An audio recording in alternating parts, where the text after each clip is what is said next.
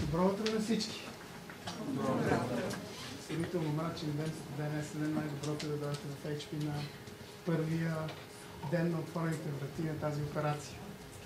Сега само някои неща ще ви помогна да свърши кислород от време на време да отварят през прозорците там, за да влиза малко въздух.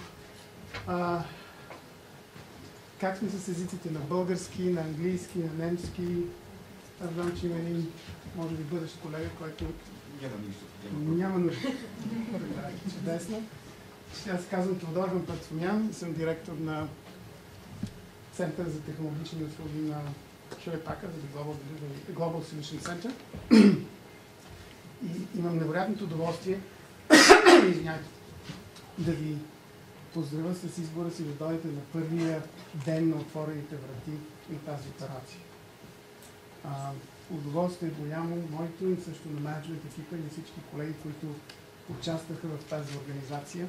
Искам да ви кажа, че всичко сме го направили със собствени сили. Това са наши колеги, които са направили идеята, се разработили и ще ви я представят. Така че бих искал да бъде всичко така сравнително лека атмосфера. Това е фирма, в която обикновено се говори на първо име. Така че аз съм Теодор или Тед, както искате, както и другите колеги ще ви се представят с първо име. Така, сега. Това, което имаме за деня, е една сравнително концентрирана програма, в която ще се опитам много информация да ви предложа. И ние сме направили всичко възможно тази информация да бъде представена в вид, в който вие ще може да добиете представа и да добиете добро чувство за това каква е тази операция, какво се случва тук. Какво всъщност ние правим. Така се учим в тази страна. По принцип, HP е дошъл в България при няколко години. Аз имам слайд да ви кажа, но първоначално имал Sales Office, след това някаква операция дошла, която се занимава с аутсорсинг. В този случай говорим за една операция, която е малко повече свързана с продукционните звена на фирмата. Което пак ще повторя, това е Global Solution Center, се нарича на английски, или Център за технологични услуги, което е всъщност една от версиите на превода. Така. Няколко думички за HP. Аз предполагам, че всички от вас са си направили домашното и са погледнали в интернет и знаете, но HP е номер 11 от Fortune 100 companies в Щатите и номер 26 глобално. Става въпрос за операции в около 170 държави. България е също на картата на HP. И оборота на фирмата за тази година, числата изгледаха в понеделник, е 127 милиарда долара. Има ли някой от вас, който знае брутния национален продукт на България? 3 милиарда и нещо. 3, 7, 8? 50-60. 36 36. мисля. Каква валута? Лева. Моля? Лева. Лева. Вашата валута каква? Твоята валута каква? Лева. Лева. 60.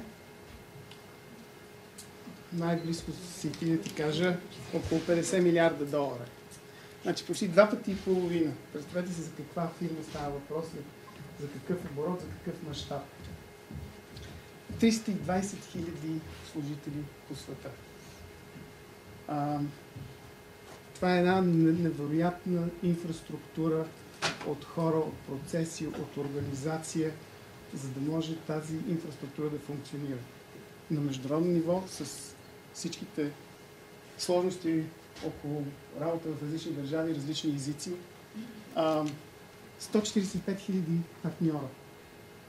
Значи, представете си, тези партньори те трябва да бъдат обслужвани, те трябва да бъдат трябва да получават някакви процеси, някакви някакви напътствия от фирмата, тя да бъдат менеджирани. Това е сериозна инфраструктура пак. 88 000 retail locations, което означава магазини и места, където се продава HP апаратура. Това е, именно тук има Технополис, Техномаркт, ние всички са видяли, има големи щандове с HP. На практика HP е навсякъде. С това нещо просто ще ви кажа, примерно, за да получите някаква представа. Примерно на HP апаратурата, ако не работи, най-вероятно на всичките нас телефоните ще спрат да работят. То няма да може да се обслужат някакви сервизи. Или като отидете на летището, няма да може да ви качат на самолета.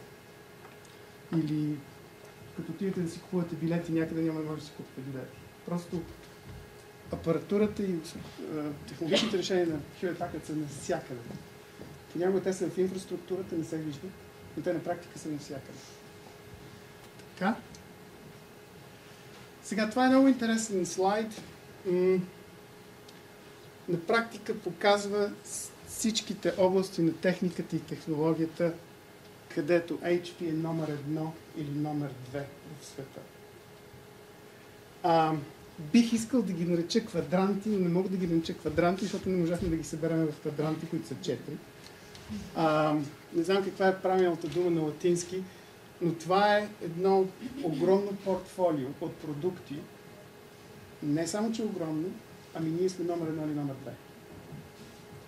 Което означава там, може би сте чули магическата номер 3, което не съществува, ти си или 1 или 2. Така, няма да ви чета всички думички, това е едно портфолио от хардверни продукти, от софтуерни продукти, от сервис, от комбинация на всичко това. Просто в момента се говори за една на английски Converged Infrastructure и ми взе около 1 час да го преведа на български, не знам дали е правилно, сходими инфраструктури или сходящи инфраструктури. Идеята е, че цялата тази техника и технология се влива в една система, която като една симбиоза започва да работи заедно, независимо от това какъв хардвер имаме, какъв софтуер имаме, какви технологични решения имаме. Просто всичко започва да работи заедно. Така че това е Converged Infrastructure. Няколко думички за историята в България. Аз започнах в началото на ден, и след това се сетих, че имаме един слайд тук, където сме направили всичко в малко по-структуриран вид. От 1998 година HP официално е в България и преминава през различни фази на развитие, на самоопределение, ако искате. Имало и ситуации с различни мърджери, с HP Compact. Тук това е звеното, което се занимаваше с измервателна техника в HP, което ние в една фирма, която се казва Gelant. Това също съществува, разбира се. След това мърджера с Compact, пък преди това Digital беше се мърджвал с Compact, така че сега в момента в HP така има 3 от основните компютърни фирми на миналото. HP една, разбира се, Compaq и Digital. Okay.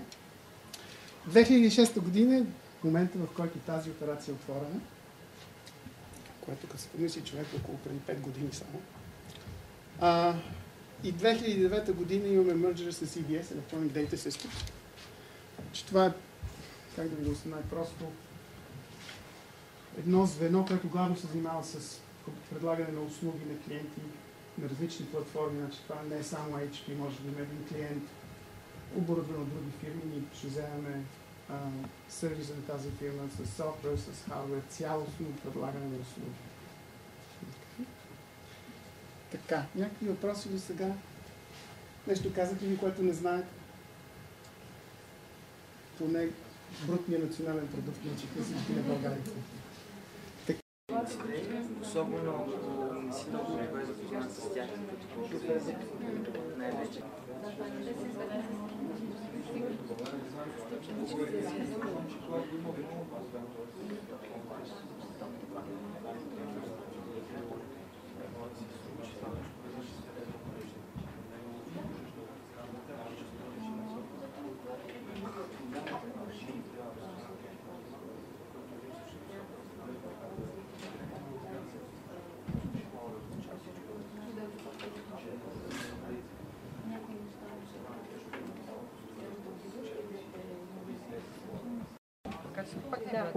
Тя не била тя, сега това беше назначена да стане тя.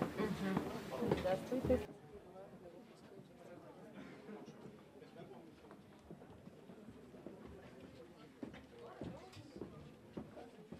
Екипа и Стефан, който е старши инженер в Network екипа, и Калян, който е технически ментор в Business Critical Systems. Те ще разкажат малко повече за това, което правим, продуктите, които поддържаме и какви са нашите клиенти. Да, значи аз съм Калян, отдел за поддръжка на Business Critical Systems. В HP съм от малко над 5 години, горе-долу си личи по баджа ми, колко е износен. И общо и нашия Network екипа се занимават с техническа поддръжка.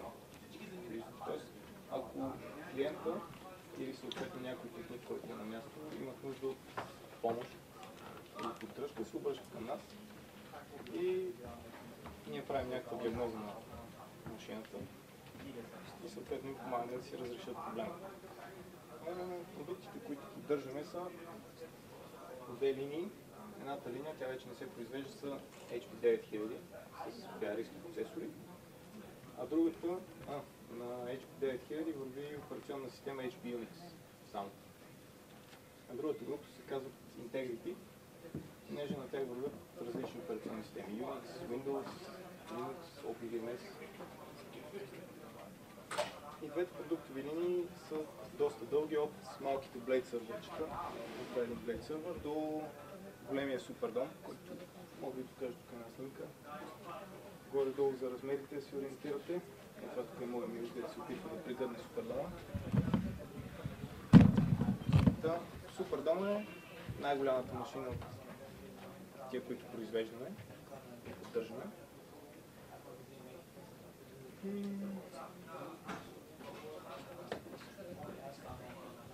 Сега, като възникне някакъв хардуерен дефект при клиента, понеже тия сървъри не седят както тия са натрупани в някаква стая, ами в сървърно помещение. Клиентът обикновено не винаги е на място. Тоест на него му се налага да се свържи с сървъра и да погледне дали той репортва, дали той докладва за някакъв проблем. Тук добре, обаче ако проблемът е такъв, че сървъра не върви, т.е. спрял е, понеже нещо е изгоряло, тогава бихме имали проблем. И съответно тия сървъри са замислени с един допълнителен компонент, който ние го наричаме менеджмент карта. И то е нещо като мини компютър в компютъра, който също има мрежов интерфейс, на който можем да се вържим и от който да управляваме машината. Да я включваме, да изключваме, да прочетем логове. Ето, например, тази машина сега мога да ви демонстрирам.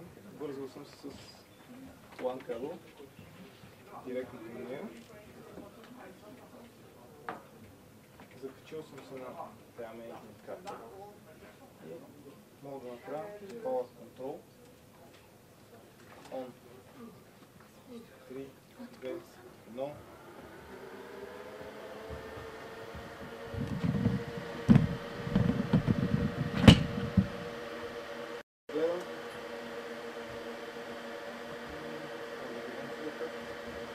Какво се случва в момента на тази машина, какви селф-тестове прави, къде стига и съответно ако някъде прекъсна мога да кажа окей, след това нещо, следващото, което идва е да речем тест на еди кой си блок памет, т.е. в него е дефект и него трябва да сменим. И като цяло идеята ни е да определим, ако имаме хардуерен дефект, коя част е дефектна, да пратим случая при диспетчинга и те да определят кой техник. И те да определят кой техник да отиде на място и да промени частта. А сега, нека нашето Network гуру Стефан да разкаже за компютърните мрежи. Благодаря, Кало. Аз съм малко по-скоро лоян в HP, но също повече 5 години вече и съм в Network екипа от самото му създаване през 2006 година края.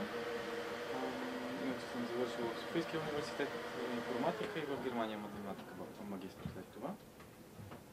Нека ви представя първо накратичко продуктите, които HP предлага в сферата на мрежите. оригинални, значи имаме Procurve продукти, които са switching, routing, не знам доколко това ви говори нещо, но това са в общи линии нещата, които всеки, който използва интернет и мрежи, се нуждае. Безжичен и също управление на мрежите. Не знам доколко ви е известно, миналата година HP придоби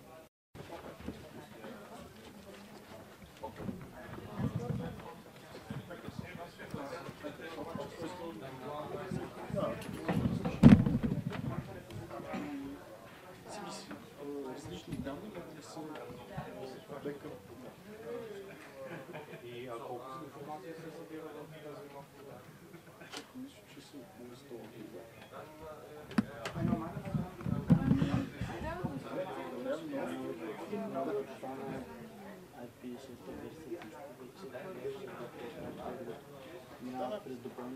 Поддържа се само, защото при използване с тези който е трансфериран по оптичен. Има и такива технологии, които позволяват пренос на скъзи протокол по-плътно. Но това вече са специфични случаи. Ще са част от момента. Благодаря ви много. Надявам се да ви хареса. Предстои още много минути. Сега може да напоследък. Лек ден. Промиден към следващия екип.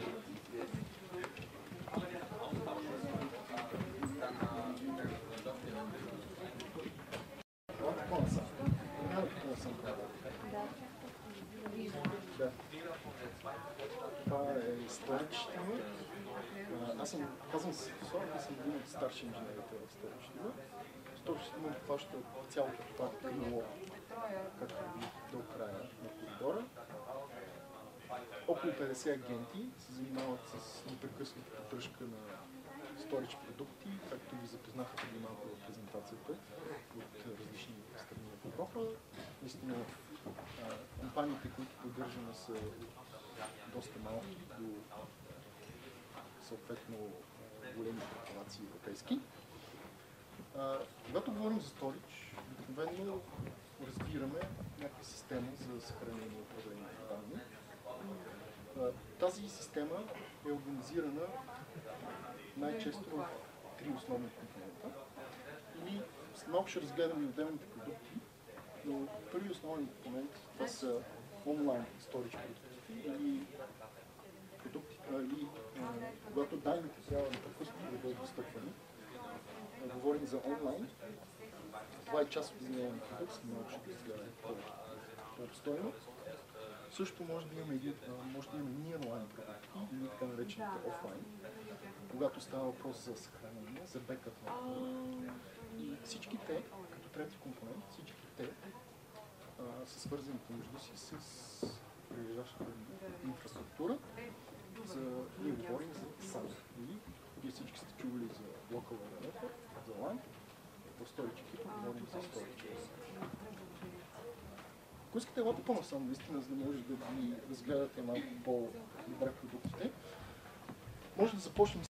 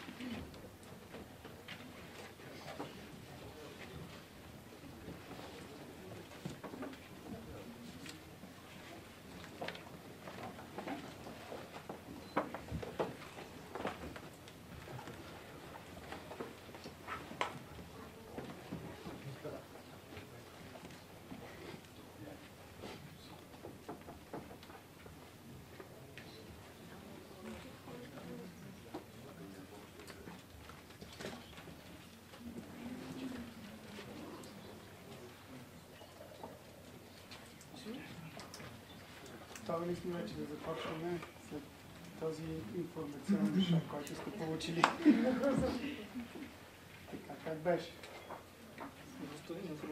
Доста информативно, в смисъл много информация или недостатъчно информация? Много информация. Добре.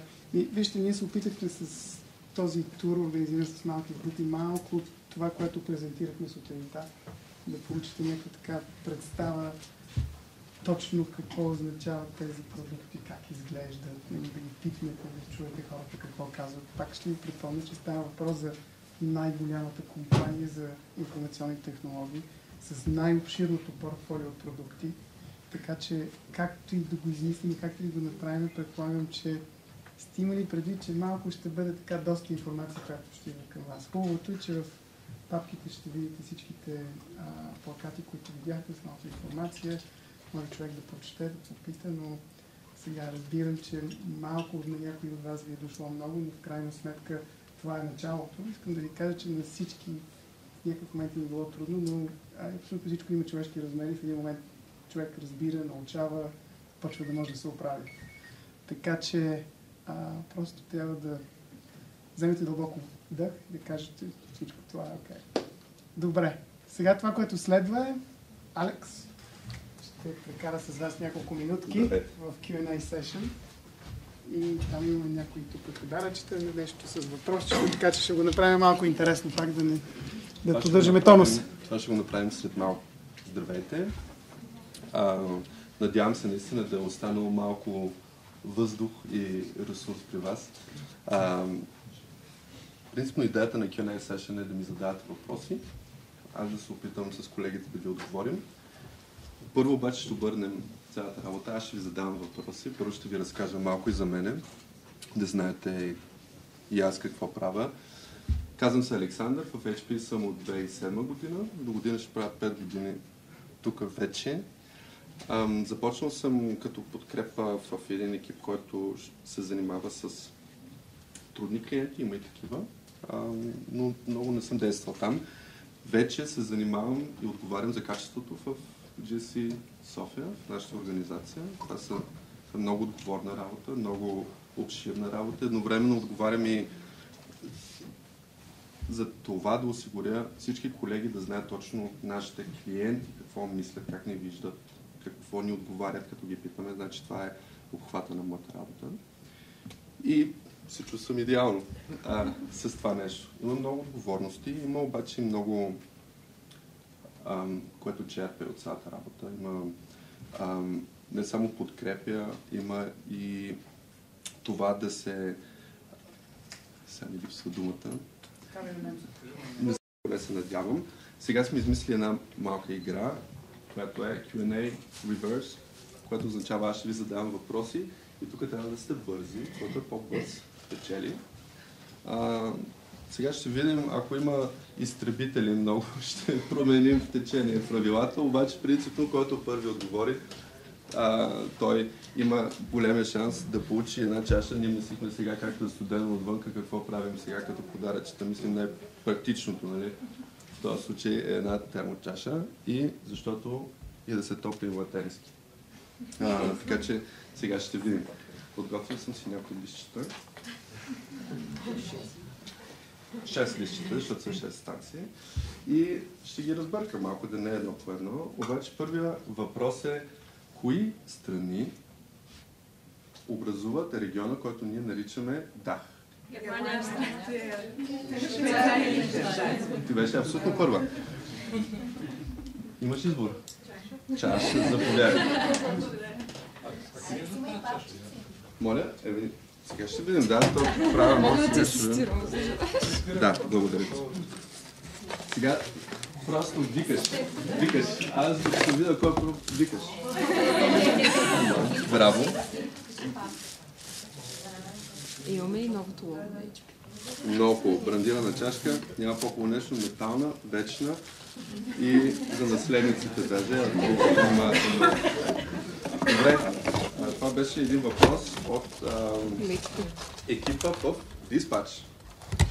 Сега ще питам от другия край на цялата верига, която обработваме тук, и в този случай от Call Reception. Знае ли някой какво ни е прокритието времево, колко време покриваме като дейност на деня? Тук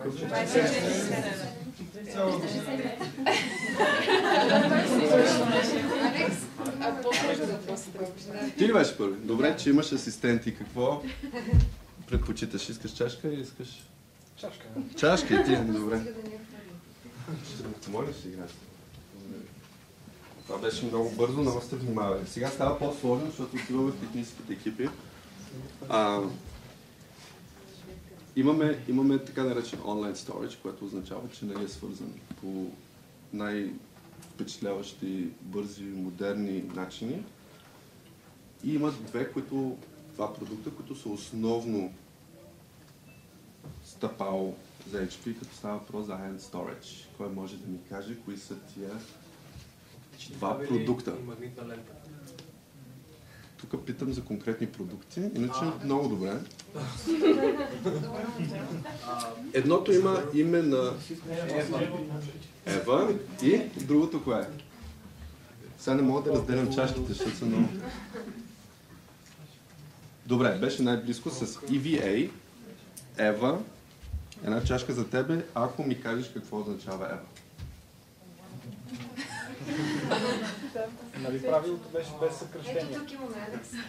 Правило. Enterprise Virtual Area. Ти ме впечатли, направо ще ти дам... Хайде, тениска и чашка. Значи сега, защото ми свършат чашките, сега ще дам една тениска за нея. Заповядай, много добре. Чакай да ръста тениска. Тениска става ли? Ще му дадеш, има. Благодаря. Това беше много добър отговор. А как са свързани нашите онлайн storage продукти? Това сега тук няма. Специфика. Има, не? Има накрая.